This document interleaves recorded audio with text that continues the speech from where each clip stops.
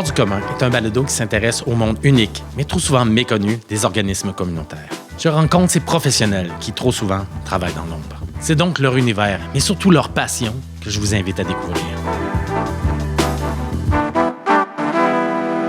Karine Bouffard, bienvenue.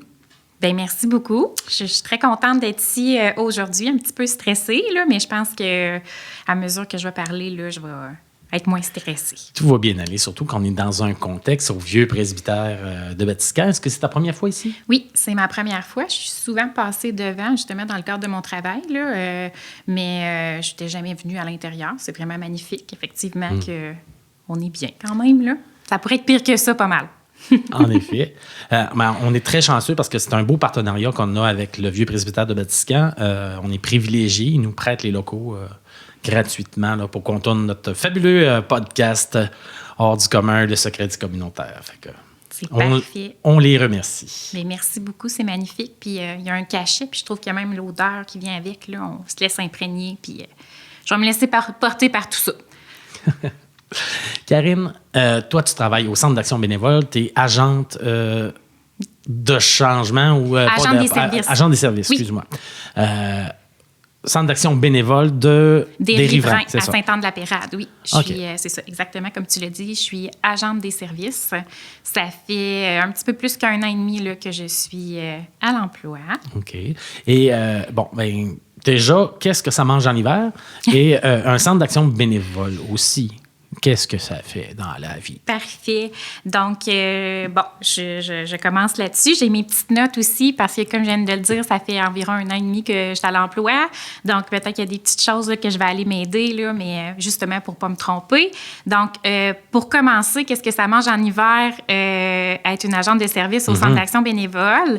En gros, c'est que la façon que sont séparés nos emplois au Centre d'action bénévole, c'est qu'il y a la directrice générale, qui est Marie-Claude Samuel, puis, en fait, tous les autres employés, on est des agentes de service ou des agentes des services, là, ça revient un petit peu au même, c'est le même type d'appellation. On a chacun nos services desquels on s'occupe, OK, desquels on est les responsables, puis on s'en occupe du début à la fin, dans le sens que ça passe par la promotion, recrutement de bénévoles, formation de bénévoles, coordination du service, suivi et tout ça. Donc, du début à la fin, on s'occupe de nos services. On a des services qui nous sont attitrés, finalement. Okay, bon. Donc, moi, j'ai des services attitrés. J'ai tous les services qui sont dans les écoles primaires. Aussi, on va au secondaire. Donc, on a le courrier des enfants. On a les lunchs du cœur, qui sont des dîners qui sont préparés par des bénévoles pour les élèves dans les écoles primaires qui ont soit perdu qui ont peut-être perdu leur boîte à lunch, qui ont échappé leur lunch, que le jus de raisin a coulé, qui ont encore faim. Donc, toutes les raisons sont bonnes, là, finalement. S'ils ont besoin de manger, bien, il y a toujours des lunchs qui sont disponibles dans les services de garde dans les écoles. On a les services de collation pour les familles à faible revenu aussi. Okay. Comme je viens de dire, je crois, on a le courrier des enfants, la sensibilisation à l'action bénévole dans les écoles. Quand on fait les paniers de Noël aussi, là, c'est moi qui vais faire les rencontres et tout ça, qui va expliquer c'est quoi. Donc, ça, c'est uniquement dans les écoles, qu'est-ce que je fais. J'ai aussi d'autres services qui sont peut-être plus aux aînés, comme je m'occupe des cafés rencontres informatiques. Okay. Je m'occupe aussi de Musclé vos ménages, qui est des ateliers des ateliers de vitalité intellectuelle pour les aînés. OK. Les appels sympathiques, qui est un service un peu comme d'appel d'amitié. Admettons qu'il y a une personne aînée qui est plus en situation d'isolement, on va la jumeler avec un bénévole ou une bénévole qui va l'appeler une fois par semaine pour discuter, pour changer les idées. Briser l'isolement. Exactement. OK. Donc, pour ce qui est des services, je pense que c'est pas mal ça. J'espère que j'en oublie pas. Puis, je fais aussi d'autres choses, là, mais je m'occupe du site Internet. Entre autres aussi, je ne suis pas toute seule, là, mais des publications Facebook. Quand il y a des publications aussi envoyées pour les journaux locaux, ou des choses comme ça. Majoritairement, souvent, en tout cas, là, c'est moi. Fait que ça aurait été peut-être plus simple de demander qu'est-ce que je ne fais pas plutôt que qu'est-ce que je fais. Mais non, on fait beaucoup de choses au Centre d'action bénévole. On s'ennuie jamais. Puis c'est super dynamique, polyvalent. on fait différentes choses qui fait que c'est jamais répétitif, puis j'aime ça. Tout ça pour répondre aussi à ta deuxième question qui était, je crois, de c'est quoi la mission, hein, c'est ça? Ben, c'est quoi la mission? Qu'est-ce que le Centre d'action bénévole fait aussi? Oui. Oui. Donc, en gros, là, c'est ça. J'ai parlé des services dont je m'occupais. Il y a plein d'autres services, mais à la base, ben, c'est un organisme en santé et services sociaux qui a pour mission de promouvoir et développer l'action bénévole. Qu'est-ce que ça veut dire? Ben, en fait, en gros, on fait deux choses. C'est que on va développer l'action bénévole. Soit, ben, on va faire la promotion de l'action bénévole, on va faire la sensibilisation, comme j'ai dit, par exemple, dans les écoles primaires, c'est quoi le bénévolat? Connaissez-vous des gens qui en font? C'est quoi des opportunités? Est-ce que tu connais, justement, est-ce que tu en as déjà fait? Nomme-moi des endroits où on peut en faire et tout ça.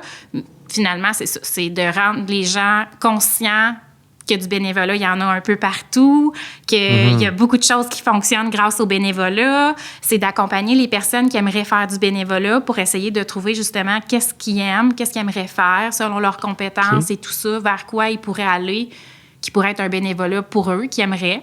Ouais. Puis, un autre gros volet qu'on a, justement, c'est de répondre aux besoins de la communauté. Donc, un soutien à la communauté par, justement, nos services. Donc, on a plusieurs services, comme j'ai nommé, les services que je m'occupais, mais mes collègues vont s'occuper popote roulante, accompagnement transport, services d'impôt. On a plein d'autres services aussi, mais tout ça, justement, pour répondre à des besoins de la communauté. Puis ça, c'est bien sûr que c'est coordonné par des employés, des agentes de service, mais tout ça est possible, est rendu possible grâce à des bénévoles, justement, qui mettent la main à la pâte pour exécuter ces services-là. Là. Donc, on fait la promotion du bénévolat, mais on répond aussi aux besoins de la communauté par le bénévolat. En gros, c'est ça. Je pense que j'ai saigné du nez tellement qu'il y a des services, tellement qu'il y a du choix et des actions. Mais toi, dans tout ça, est-ce qu'il y a un service ou un secteur chouchou, coup de cœur pour toi, Karine Bouchard? Oui. Oui, certainement. Moi, en fait, je proviens du milieu de l'enseignement. J'étais une enseignante au primaire, en première année, avant d'atterrir dans le milieu communautaire. Puis, c'est certain que les services jeunesse, quand je dois mettre les pieds dans la classe pour parler aux élèves, pour animer des activités en lien avec le bénévolat ou leur expliquer pourquoi c'est important, s'ils peuvent donner une boîte de conserve, que chaque boîte de conserve que tu peux donner vont s'accumuler en plein de boîtes de conserve. Puis c'est grâce à ça qu'on peut aider les gens, au bout du compte, à avoir des paniers de Noël, par exemple. Donc, de rendre les élèves dans les écoles conscients que, bien, en fait, c'est les citoyens de demain. Hein? Puis c'est beaucoup plus l'école que de juste faire des mathématiques puis faire du français. Puis, donc, c'est de les conscientiser à la société, au rôle qu'ils peuvent jouer, au rôle que peut-être leurs parents ou leurs grands-parents jouent déjà. Puis ça, je trouve ça beau, là. Donc, les services dans les écoles. Puis je dirais aussi, comme j'ai dit, je m'occupais de muscler vos méninges avec ma collègue Nancy. On anime les ateliers muscler vos méninges, qui sont des ateliers de vitalité intellectuelle pour aînés, comme j'ai dit. On a un groupe de 20 participants cette année, là, cet automne. Je pense qu'on en avait 17 ou 18 l'an dernier. C'est sûr que c'est pas des enfants, là. Tu sais, c'est tous des adultes, des gens matures et tout ça, mais l'interaction qu'on a, les apprentissages qu'ils font, je me sens un peu comme si j'étais encore dans mon milieu de l'enseignement, puis je sens que je peux apporter quelque chose aussi à travers ça, puis c'est ces choses-là qui font en sorte que, bon, j'ai choisi de quitter le milieu de l'enseignement parce qu'il y avait des choses qui me convenaient pas, qui, selon mes besoins, ma famille et tout ça, ça me convenait pas, j'étais pas bien. Mais je suis allée retrouver quelque chose dans lequel je me sens utile, puis que je sens que mes compétences, là, ils sont vraiment... je fais la différence, puis je me sens bien là-dedans. Dirais-tu que c'est essentiellement pour ça que tu as choisi le communautaire? Bien, c'est sûr que, dans un sens, oui, c'est certain. Moi, je suis une personne humaine qui aime ça, être sur le plancher, puis travailler avec des humains. Puis j'aime ça aussi voir directement l'impact de ce que je vais faire, tu sais. Je suis pas une personne... Ça doit être pour ça, peut-être que je suis pas bonne en mathématiques. Faut pas trop le dire parce que j'étais enseignante, mais je veux dire, dans le sens que c'est pas ma force, parce que l'abstraction, on dirait que c'est plus difficile pour moi. Mais tu sais, quand je vois concrètement une personne qu'on a aidée, qui a des étoiles dans les yeux... ça fait en sorte que je me sers à ma place. Mais tu sais, est-ce que je savais à quel point j'allais être sur mon X quand j'ai décidé d'aller choisir le Centre d'action bénévole comme nouvel emploi? Non, je l'ai découvert. Je savais pas, moi, tous les services dont j'allais m'occuper là, dans la description de l'emploi. Là. Fait que je l'ai découvert, puis j'ai fait, je pense que c'est pas pour rien que j'ai atterri là, tu sais. En tout cas, j'espère que j'ai répondu à ta question. Absolument. En fait, tu as tellement bien répondu à ma question que tu as même devancé d'autres questions. OK, je m'excuse. Bien, pas du tout. C'est parfait, c'est très complet. Alors, j'aimerais revenir peut-être sur un des services que moi je connais par la bande. C'est le courrier des enfants. Oui. Explique-nous donc un peu le concept parce que ça peut être un peu flou pour monsieur et madame tout le monde. Courrier des enfants, vous correspondez avec des enfants. Oui. C'est un peu différent qu'une correspondance, en fait. Oui, c'est pas une correspondance. En fait, je vais t'expliquer comment ça fonctionne. C'est que dans les différentes écoles des municipalités qu'on dessert, fait que les municipalités qu'on dessert, nous, le Centre d'action bénévole, c'est Sainte-Geneviève-de-Batiscan, Batiscan, Saint-Prosper, Sainte-Anne-de-la-Pérade et Champlain. Il y a, on s'entend un peu partout dans la vie, il y a des écoles primaires. Et dans ces écoles primaires-là, il y a des boîtes aux lettres. Des boîtes en bois où les élèves, ils peuvent aller porter des lettres. Donc, c'est un service qui existe, là.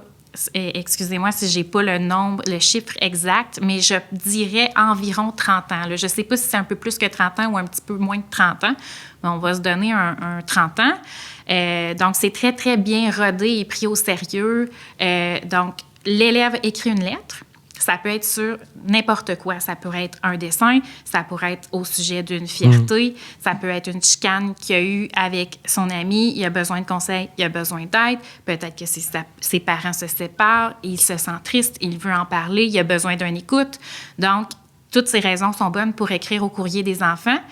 Ensuite, ces lettres-là sont récupérées sur une base régulière dans les écoles et sont distribuées à des bénévoles qui sont formés, qui ont reçu une formation sérieuse. Il y a toute une philosophie derrière le courrier des enfants aussi, une façon d'approcher les jeunes, d'être plus positif, de se baser sur ses forces, de le référer aux personnes de confiance dans son entourage et tout ça. Donc, le bénévole qui a la formation, il répond aux jeunes. C'est toujours supervisé par moi, étant donné que c'est mon service dont je m'occupe, là, mais c'est supervisé par quelqu'un du Centre d'action bénévole pour, bien sûr, les fautes de français, mais encore plus qu'on veut s'assurer que c'est pertinent, que ça respecte les valeurs du courrier et tout ça, avant que ce soit retourné aux jeunes. Donc, l'élève reçoit sa réponse. Puis, comme on disait, c'est pas une correspondance parce que l'élève va peut-être écrire une lettre au mois d'octobre, il va recevoir la réponse j'invente des noms, mais du bénévole qui s'appelle Guimauve parce que c'est des noms fictifs. Puis après ça, il va réécrire une lettre, puis ça va être distribué à un autre bénévole qui s'appelle, je le sais pas, là, on peut lui donner un peu n'importe quel nom. Machin chouette. C'est ça, il y en a qui se donnent des vrais noms de personnes, puis il y en a qui s'amusent un petit peu plus. Mais exemple, il y a la bénévole qui s'appelle Lily qui va lui répondre. Donc, il va recevoir des réponses de différents bénévoles qui ont différents backgrounds, qui ont différentes formations, qui ont toutes des choses pertinentes, différentes à lui dire. Fait que c'est une force, finalement, que ce ne soit pas toujours la même personne qui lui réponde. Puis peut-être qu'une fois de temps en temps aussi, étant donné qu'on s'entend, on n'a pas une centaine de bénévoles non plus. Donc, l'élève, peut-être qu'au mois d'octobre, il va avoir écrit à Guimauve, mais au mois de mars, s'il réécrit, ça va être encore Guimauve qui va y faire un petit clin d'œil puis qui va y répondre. Donc, ou des fois, j'en ai une bénévole qui a répondu à une élève quand l'élève était en 2e année. Puis là, l'élève est rendu en 4e année. Puis elle y répond encore une fois de temps en temps. Ouais. Fait que c'est toujours beau à voir. Ça semble être de très beaux services, une belle panoplie de services, un bel éventail, du moins très complet, comme je disais. À travers tout ça, là, on a toi qui as été enseignante. Une formation. Les autres professionnels du communautaire, ils ont quoi? Un peu comme... Du communautaire, tu veux dire dans notre organisme? Oui. Parce que je ne peux pas te dire pour les autres organismes, mais je ne suis pas dans le domaine depuis suffisamment longtemps. Sauf que je peux te dire, mettons, au sein de notre organisme, ben il y a moi qui est une ancienne enseignante, il y a Nancy qui est une ancienne enseignante, elle, au secondaire, enseignante de français au secondaire. Il y a Marie-Claude qui, elle, je crois qu'elle a une formation aussi en lien avec l'adaptation scolaire au primaire et peut-être aussi en administration, des choses comme ça. Il y a Isabelle aussi qui a une formation en commis comptable, entre autres. Je dirais que c'est tout dépendant aussi du poste qu'on va occuper.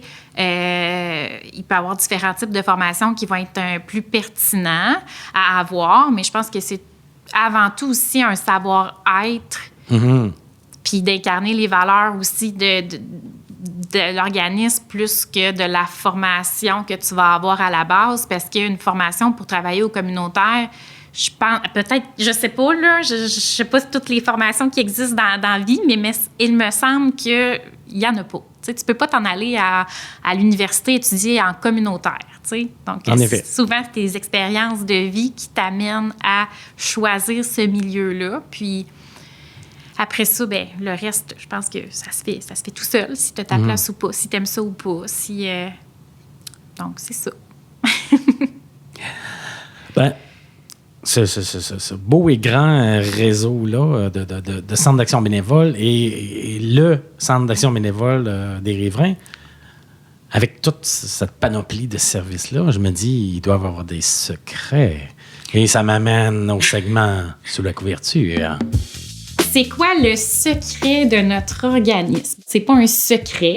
Parce qu'on ne tient pas ça secret. Par contre, je pense que c'est pas assez su, c'est pas assez connu. L'année dernière, on a travaillé fort, on a fait un beau travail d'équipe pour créer un recueil de témoignages par des clients de nos différents services, par des bénévoles aussi, qui expriment concrètement qu'est-ce que ça ajoute à leur vie, soit d'être bénévole au centre d'action bénévole ou d'être client. Ce recueil-là, vous pouvez soit directement venir le consulter à nos bureaux du centre d'action bénévole à Saint-Anne-de-la-Pérade, ou sinon, il est disponible sur Internet, dans la page principale du site capdesriverains.org. Vous allez pouvoir cliquer sur recueil gagnant sur toute la ligne.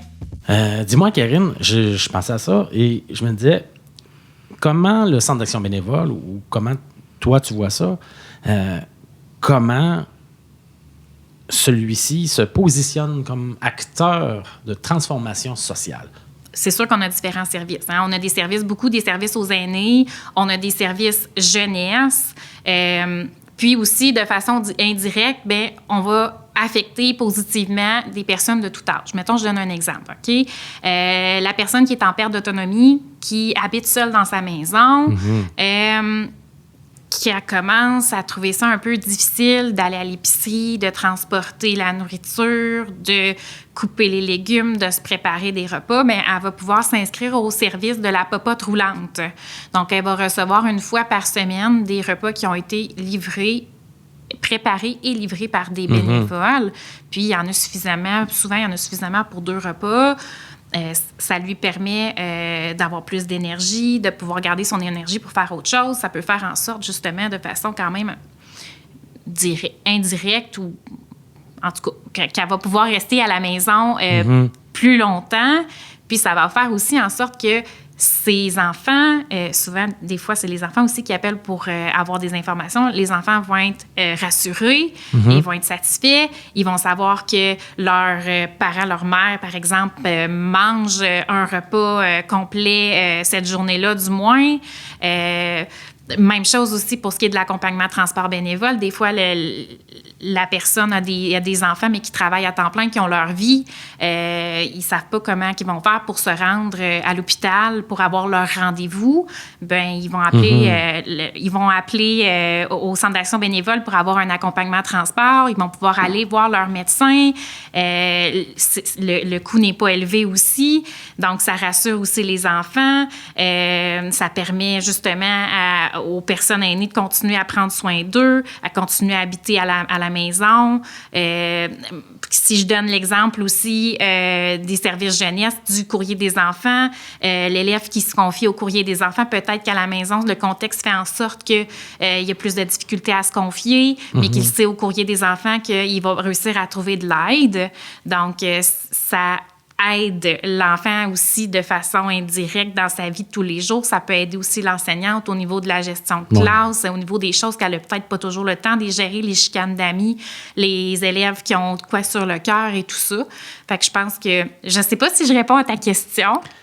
Je te rassure, on n'est pas à l'école, il n'y a pas d'examen, il n'y a pas de Transformation sociale, bien, on vient répondre à beaucoup de besoins de la communauté directement auprès de la personne, que ce soit une personne aînée, que ce soit un enfant. Puis ça a des répercussions au niveau de la famille, au niveau de l'enseignante, au niveau, comme j'ai dit, des enfants d'une personne aînée, au niveau d'un aidant naturel aussi, peut-être qui a besoin d'un répit, lui aussi, que c'est peut-être lui qui fait à manger à la personne qui l'aide toute la semaine, mais qu'il sait que la journée de la popote roulante, il va l'avoir, son break aussi, là, fait que... En fait, si je comprends bien, et puis c'est un exemple que j'aime beaucoup donner, c'est comme quand on agit sur un individu autour de ses besoins puis de ses objectifs, c'est comme lancer un caillou dans une mare. On voit qu'il y a un impact qui se diffuse à travers les différents systèmes, à travers les différentes couches. C'est-à-dire sa famille, son entourage, et ainsi de suite, jusqu'à même la société en général. Exactement. C'est une grosse couche de stress qu'on enlève. C'est de la prévention, pardon, qu'on fait aussi.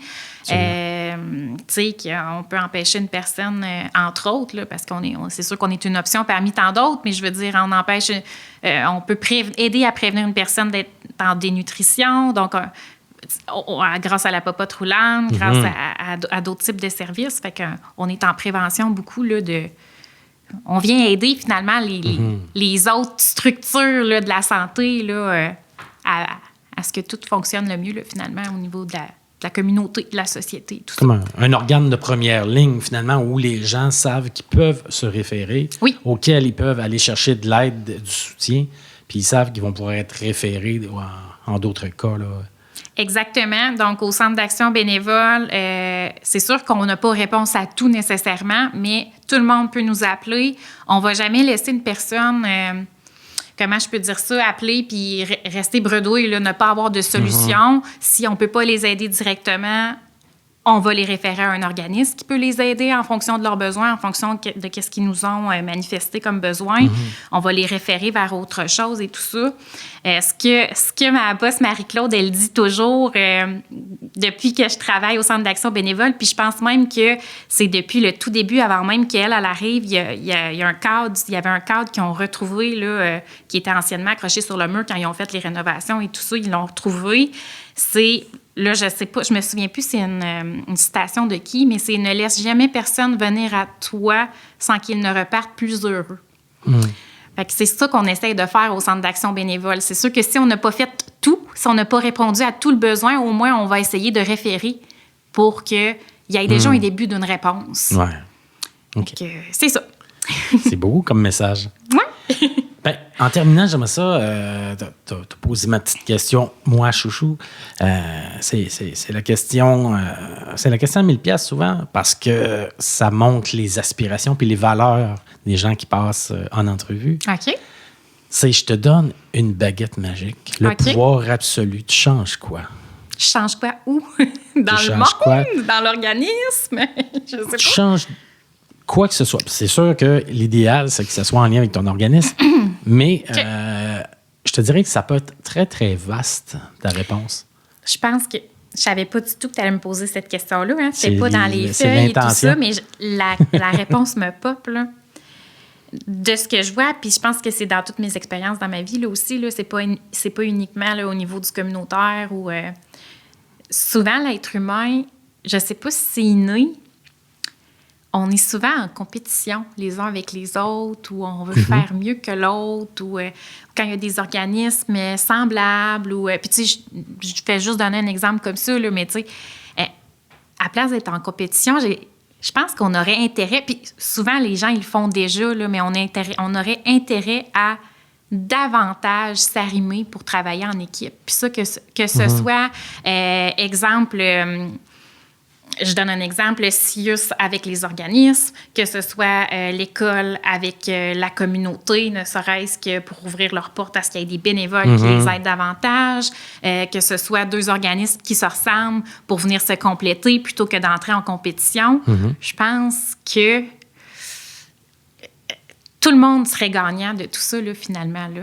C'est quoi qu'on dit? Tout seul, on va plus vite, ensemble, on va plus loin. Mais des fois, on dirait qu'on se rend pas compte à quel point on pourrait être plus ensemble, même si on l'est déjà.